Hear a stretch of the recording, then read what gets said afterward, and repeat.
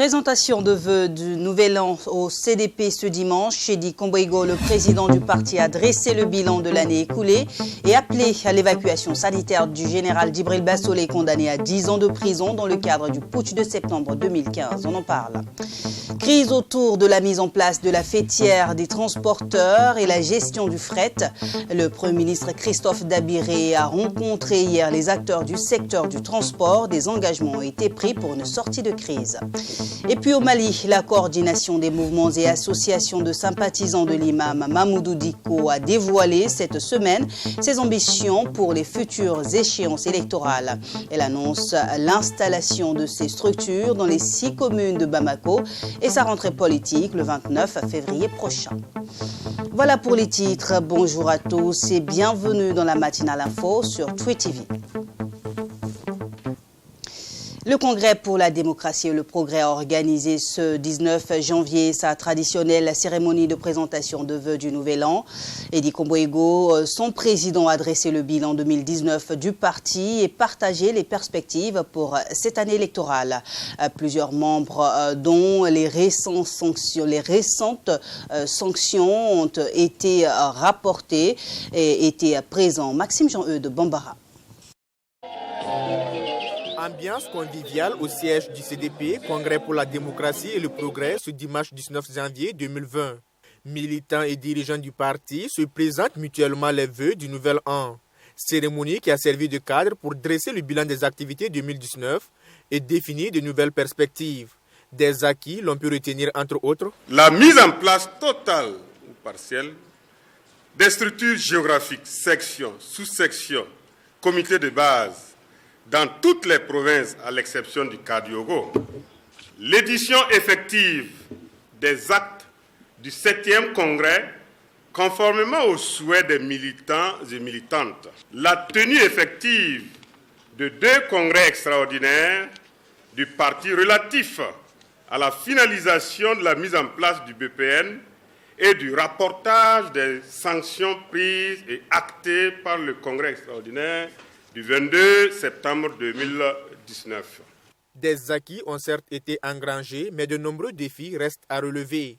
Il s'agit notamment de la mise en place des unions nationales et des coordinations sectorielles du parti, mais aussi la réconciliation de tous les militants pour le renforcement de la cohésion et de la discipline au sein du parti. Aussi, la finalisation de la mise en place des structures géographiques et spécifiques et de coordination devront faire partie de nos actions immédiates, ainsi que de la finalisation et la réhabilitation de l'équipement du siège social. Pour ma part, je continuerai d'entreprendre des actions nécessaires pour une unité et une cohésion véritable au sein du parti.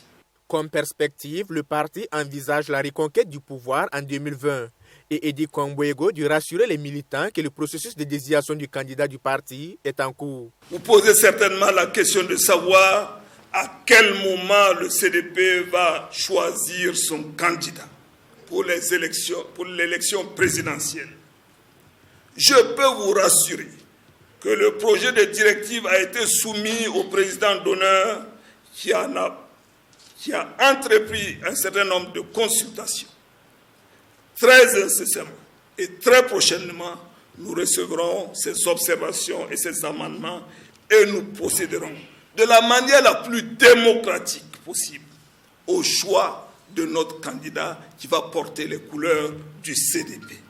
Élément marquant de cette cérémonie, la présence effective de certains membres, notamment Assimi Kwanda, qui, comme d'autres, avaient écopé en son temps de sanctions. Une présence qui témoigne que le processus de réconciliation est en marche au sein du parti. Et au cours de cette cérémonie, le président du CDP, Edi Komboigo, est revenu sur l'état de santé du général Djibril Bassolé. Il a appelé à son évacuation sanitaire, interpellant les autorités. Écoutons. Une délégation du CDP est allée rendre visite au général Djibril Bassolé à l'hôpital Blaise Compaoré, débaptisé hôpital Tengan. Sa situation sanitaire est plus que préoccupante. Sa santé est très précaire et se détériore de jour en jour. je voudrais lancer ici un appel solennel au président du Faso, Roch-Marc Christian Kaboré, pour qu'il use de son pouvoir de chef de l'État pour permettre au patient Djibril Bassolé d'aller se soigner dans un autre pays que le Burkina, où on n'a pas les moyens malheureusement de le soigner. C'est sur cet appel pressant que nous nourrissons l'espoir de sauver une vie d'un homme qui s'est tant donné pour son pays, le Burkina Faso. Crise autour de la mise en place de la fêtière des transporteurs et la gestion du fret. Le Premier ministre Christophe Dabiri a rencontré les acteurs du secteur du transport ce 18 janvier. Des engagements par les différents acteurs pour une sortie de crise ont été prises. Le ministre des Transports est au micro de Fatimata Nikiema. Nous sommes en tout cas entendus que le gouvernement va continuer la réforme pour faire en sorte que nous puissions avoir un texte consensuel sur la gestion du transport dans le pays, mais en particulier sur la gestion du fret. Parce que voyez-vous, nous avions une situation où le nombre de camions dépasse le fret que nous avions. Donc si on n'arrive pas à installer une situation où on implique tout le monde, c'est-à-dire les chauffeurs, mais aussi les transporteurs, mais si ce n'est pas transparent, c'est toujours un groupe de transporteurs qui, de manière implicite, agissent de manière beaucoup plus forte sur la répartition du fret dans notre pays. Donc les transporteurs ont unanimement reconnu qu'ils ont besoin de l'accompagnement du gouvernement pour mettre en place leur fêtière. Et cela, ça nous réjouit parce que nous allons continuer à les accompagner sur l'instruction du Premier ministre. Et cet accompagnement prend une nouvelle forme parce que nous allons peut-être essayer de mettre en place un comité beaucoup plus grand pour avoir donc notre capacité d'écoute plus large au niveau donc, du Premier ministère ici. Nous sommes entendus aussi que nous devons mettre en place en tout cas une forme de gestion du fret par un décret. Et que ce décret sur le fret attendu par l'Union des chauffeurs routiers du Burkina, parce que les chauffeurs ont besoin que le fret soit bien géré et qu'ils sachent comment ils vont transporter, comment ils vont avoir le bon de commande et le bon de chargement. Et ça, moi aussi, je suis d'accord pour cela et le Premier ministre est d'accord pour cela aussi. Alors, ce que nous avons décidé avec le Premier ministre, avec l'accord de tout le monde, c'est que si on a des difficultés pour mettre en place cette fêtière-là, le gouvernement est souverain pour mettre en place un dispositif de gestion du fret. Parce que le fret appartient au Burkina Faso. Et ce sont les gouvernements qui doivent gérer le fret pour l'ensemble des transporteurs, petits, grands ou moyens. Donc je pense que sur cette question-là, le CRB est d'accord pour ça parce qu'ils ont besoin d'un bon de chargement pour le fret.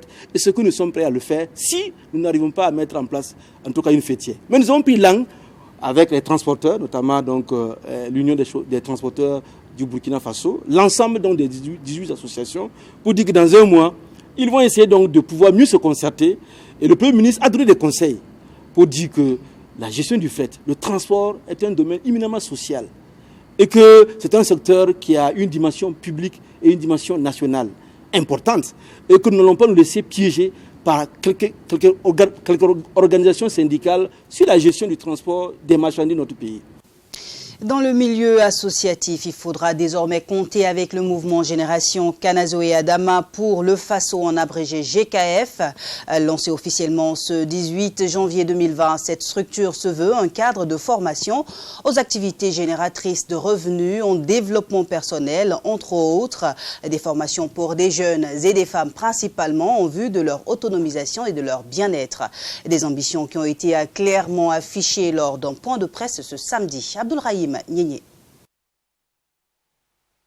Par cet acte, la génération Kanazoé Adama pour le Faso, en abrégé GKF, fait son apparition dans le paysage associatif burkinabé. Son objectif est, selon ses premiers responsables, impulser une nouvelle dynamique au sein de la jeunesse. De manière concrète, cette structure se veut un cadre de formation des jeunes et des femmes dans divers domaines afin de participer à leur autonomisation pour le bien-être social et économique de tous. Et vous aurez des formations ici à l'endroit des femmes de toutes les couches sociales. Vous aurez ici des sessions de formation en ce qui concerne l'éducation citoyenne à l'entrepreneuriat. Une association qui vient donc, selon Amadou Savadogo, répondre aux besoins de la jeunesse, puisque née à partir d'un constat jugé amer de la situation de la jeunesse caractérisée par le chômage et la dépendance surtout des femmes. GKF est un mouvement citoyen qui est né de l'inquiétude que nous avons eue et que nous voulons apporter une contribution quant à l'autodétermination de cette jeunesse du Burkina-là. C'est un esprit de partage d'idées, c'est un esprit de solidarité générationnelle. Et GKF vise à contribuer dans la transformation de cette génération burkinabé-là. GKF vient ici et apporter à cette jeunesse du Burkina-là un bien-être social. GKF est créé pour accompagner la jeunesse du Burkina afin qu'on ait une jeunesse meilleure. Malgré la dénomination de l'association, à savoir Génération Kanazoué Adama pour le Faso, les responsables persistent et signent. C'est une association apolitique à but non lucratif dont le seul objectif est la formation des Burkinabés afin de participer au développement socio-économique du pays. Direction à présent la commune rurale de Komsilga où le conseil municipal dirigé par le maire Issouf Nikiema a procédé ce 18 janvier à l'inauguration d'infrastructures et à des visites de chantier dans sa commune. Kinfangé, Dansin et Dayopse ont constitué les étapes de cette tournée. Le point avec Michael Tougré. Visite du maire de Komsilga et son équipe sur des chantiers d'infrastructures de développement socio-économique. Ici, nous sommes sur le site de l'espace culturel de Kinfangé. Bâti sur une superficie de 1,5 hectare, le centre en construction est pour l'instant composé d'un restaurant et d'une piscine olympique. Une salle polyvalente de 500 places sera aussi réalisée selon les projections du conseil municipal. Le coût de cette infrastructure est estimé à 500 millions de francs CFA. Dans le village de Silmissi, c'est un centre d'écoute pour jeunes qui est réalisé au grand bonheur des populations. C'est vrai qu'on a choisi le village de Kinfangé, ce n'est pas pour rien. C'est un village le plus développé de la mairie, de la commune en général. Donc, je pense que nous avons construit ce centre-là pour que le centre apporte de l'argent, de recettes à la mairie. Et le centre de Silmissi, là où nous sommes arrêtés, c'est la même chose. Et les jeunes, en particulier de Silmissi, vont profiter. Et en général, la commune. Je pense que le conseil municipal même peut délocaliser les sessions pour venir faire la session dans ce centre-là. Donc, en tout cas, c'est l'honneur pour nous de construire des centres de formation ou bien des infrastructures qui peuvent apporter les recettes à la mairie.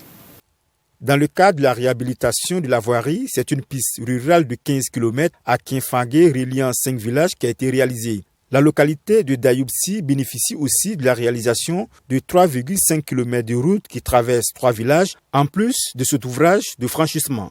Une visite qui s'est poursuivie dans le village de Sonré pour inaugurer ce dallo tant attendu par les habitants. Je pense qu'on a voté plus de 85 millions. Si on ajoute les études, ça tire vers les 100 millions. Pour ouvrir une voie de 15 km, que 5 villages peuvent profiter. Voilà. Et après Kinfangé, la Ouéléré, Serdin, nous sommes allés à Dayoubsi, Cornor et Vago. Là-bas, ça vaut 3,5 km.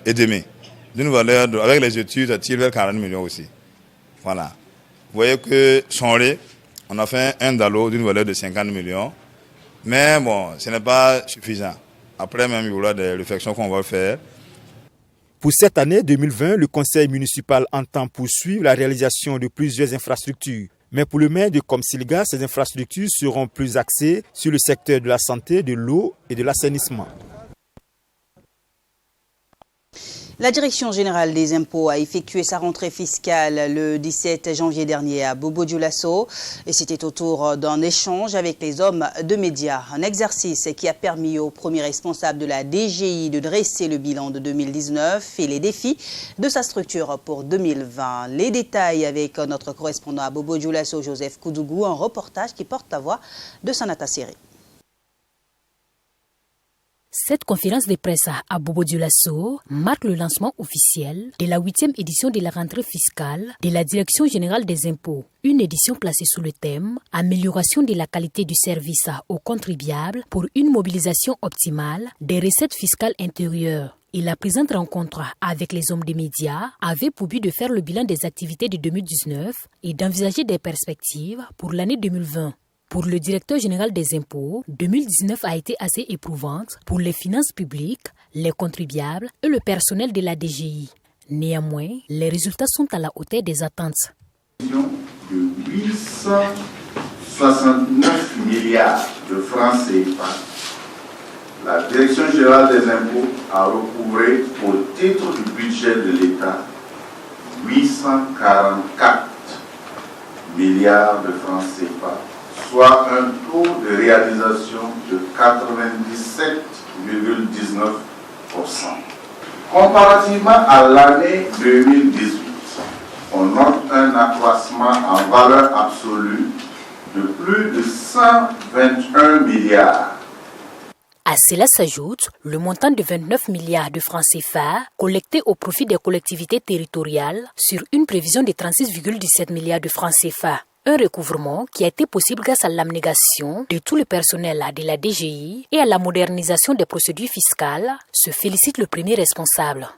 Au titre de l'année 2019, on enregistre 849 nouvelles adhésions à e-Syntax, dont 460 grandes entreprises. 45 725 déclarations en ligne pour un montant de 542,8 milliards de francs CFA. 7 722 ordres de paiement donnés en ligne pour un montant de 559,4 milliards de francs CFA.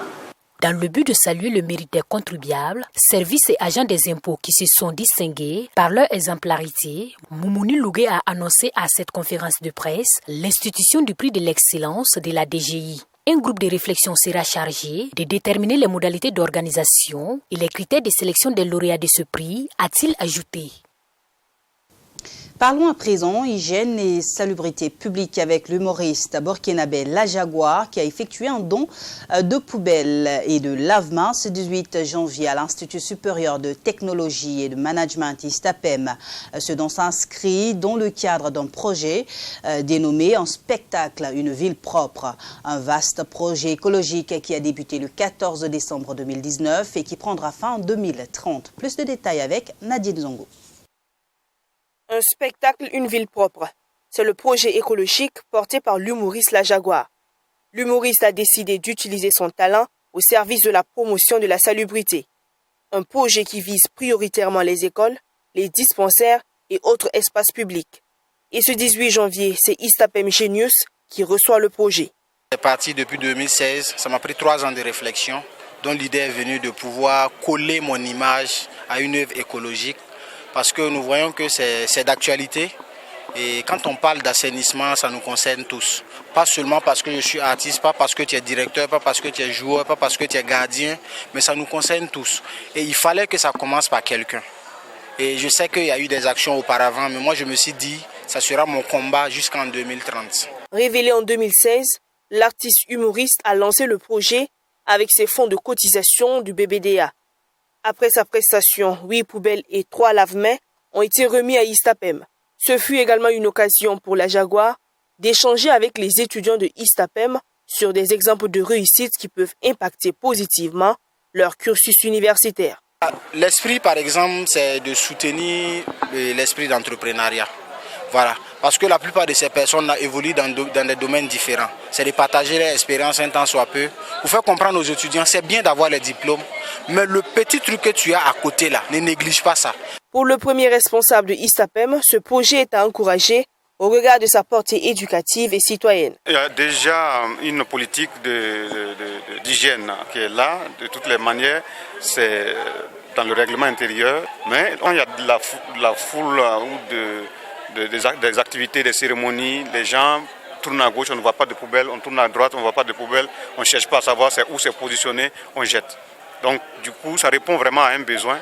Et au-delà de ce besoin-là, il faut noter quand même que c'est une action forte qui est menée par l'artiste La Jaguar et qui est marquée en lettres d'or dans les livres d'ISTAPEM. À l'occasion de cette rencontre de sensibilisation et de partage d'expériences, une collecte de fonds a été faite pour soutenir le projet Un spectacle, une ville propre, démarré en décembre dernier.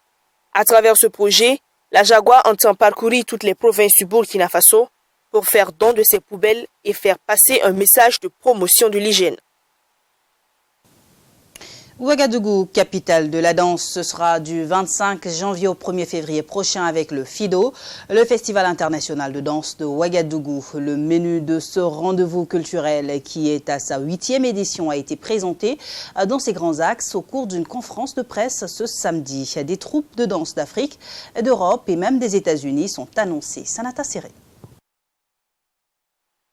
Bientôt, la capitale burkinabé abritera la 8e édition du Festival international de Ouagadougou, FIDO. Prévu du 25 janvier au 1er février 2020, ce grand rendez-vous artistique se veut un espace de rencontres, de création et de transmission de valeurs culturelles selon sa promotrice. Et cette édition du FIDO se tiendra sous le signe de la lutte contre la stigmatisation. Face aux journalistes ce samedi, les grandes lignes de l'événement ont été dévoilées.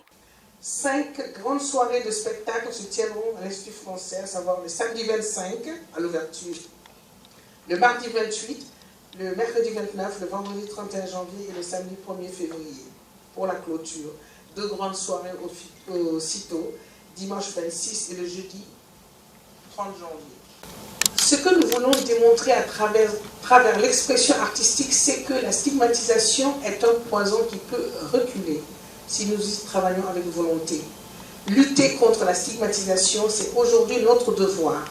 La 8e édition du FIDO, c'est aussi des innovations majeures. Des concerts live sont prévus chaque soir, sur toute la durée du festival, au grain des arts vivants, au quartier Sissin de Ouagadougou. Et le village du festival qui sera hyper animé tous les soirs, avec des concerts live, avec des grands chanteurs que vous connaissez. On a construit des cases dans la rue, il y aura 3 cases. Et chaque case, il y a une case qui sera le parterre de la case, ça serait de la terre battue, une autre case est du sable, et une autre case est du coton. Et les danseurs il y aura un danseur seulement à la fois qui va danser, proposer quelque chose de 2-3 minutes. Et les spectateurs, chaque case peut prendre que 5 spectateurs à la fois, pas plus. Donc il y aura des spectacles régulièrement, et puis ça va passer, et puis et vous allez voir des grands danseurs, des amateurs, des élèves, voilà, c'est la surprise. Une vingtaine de compagnies sont attendues à Ouagadougou à ce grand rendez-vous de la danse. Le Bénin, la Côte d'Ivoire, l'Italie, la France et les États-Unis sont les pays invités du FIDO 2020. L'association Soyons Solidaires organise du 8 février au 18 avril 2020 la 8e édition de la Coupe de l'Excellence. L'objectif étant de promouvoir les valeurs du sport et de sensibiliser les populations contre l'extrémisme violent. Pour annoncer à l'événement, les responsables de l'association ont été face à la presse le samedi 18 janvier 2020. Abdoulrahim Yénié. La 8e édition de la Coupe de l'Excellence mettra un accent sur la lutte contre l'extrémisme violent au Burkina Faso. Il s'agira pour les organisateurs de profiter de ces rencontres sportives pour véhiculer le message de paix et de sensibiliser contre l'extrémisme violent. C'est ce qui justifie d'ailleurs le thème de l'édition 2020 qui est le sport, facteur de paix et de cohésion sociale.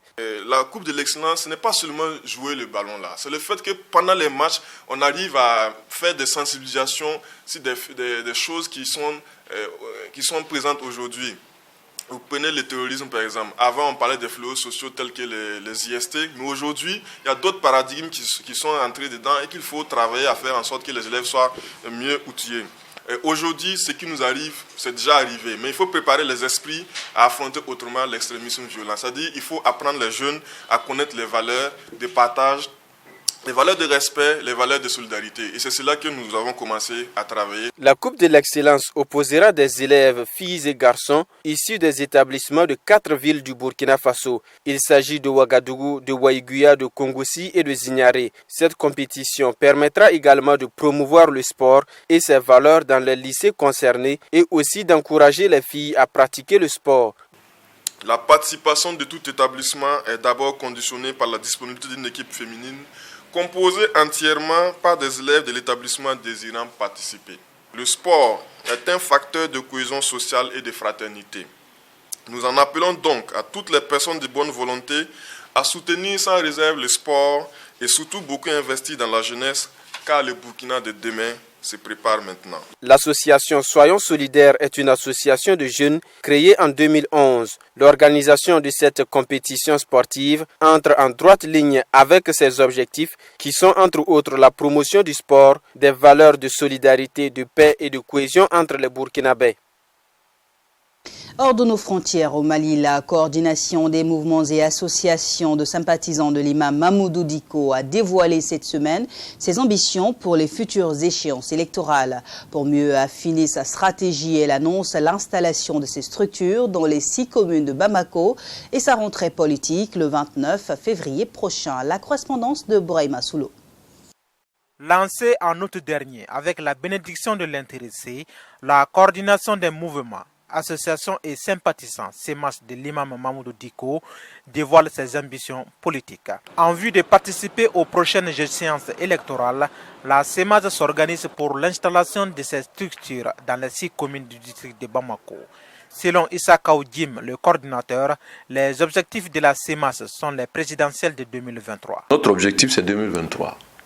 Parce que c'est 2023 en réalité qu'Ibrahim Boubacar Keïta doit passer la main. Et nous pensons qu'aujourd'hui, ni le pouvoir d'Ibrahim Boubacar Keïta, ni l'opposition n'est la solution du Mali. La solution du Mali, c'est la 3e voie.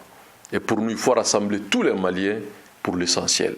Dans l'opinion publique, la CEMAS est perçue comme un mouvement à idéologie islamique, ce qui irrite son coordinateur. Issa Kaoudim estime que ce sont leurs adversaires politiques qui créent la confusion. Ce n'est pas un mouvement politico-religieux, c'est un mouvement politique. Et donc, à ce titre, nous avons des ambitions politiques. La seule différence entre nous et ceux qui, nos détracteurs, c'est d'essayer de faire croire à la conscience collective que, c'est des religieux déguisés qui veulent faire de la politique. Non, nous sommes des Maliens, des citoyens, mais nous estimons que notre référence est l'imam Dicko. À la question de savoir quelle est la place de l'influent imam Mamoudou Dicko dans le mouvement, le coordinateur se veut clair. Le leader religieux n'est ni le concepteur de la CEMAS, encore moins son président.